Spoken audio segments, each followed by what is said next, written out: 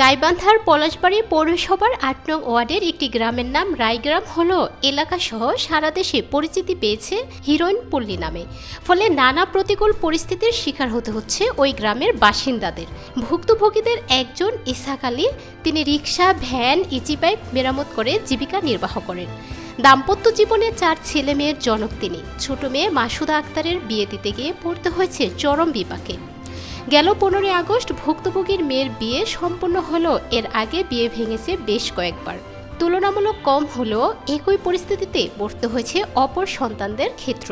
তিনি জানান, আমাদের গ্রামের সঙ্গে অন্য কেউ আত্মীয়তা করতে চায় না, ফলে আর সবার মতো আমাকেও এমন বিপাকে পড়তে হয়েছে। শত চেষ্টার পর সম্প্রতি মেয়েকে বিয়ে দিতে পেরেছেন বলে জানান ইসহাক। গ্রামের নামের কারণে ভোগান্তিতে পড়তে হয়েছে ইব্রাহিম মিয়াকেও। তিনি একজন গাড়ি চালক। সম্প্রতি চাকরির জন্য তিনি একটি কোম্পানিতে যান, যেখানে তার লাইসেন্স সহ যাবতীয় বিষয়ে কর্তৃপক্ষ সন্তোষ প্রকাশ করলেও যখন তার বাড়ির ঠিকানা জানতে পারে, তাকে আর চাকরি দেয়নি। কর্তৃপক্ষ তাকে জানান, গাড়ি চালানোর ফাঁকে তিনি মাদক পরিবহন করতে পারে বলে তারা সন্দেহ করেছেন।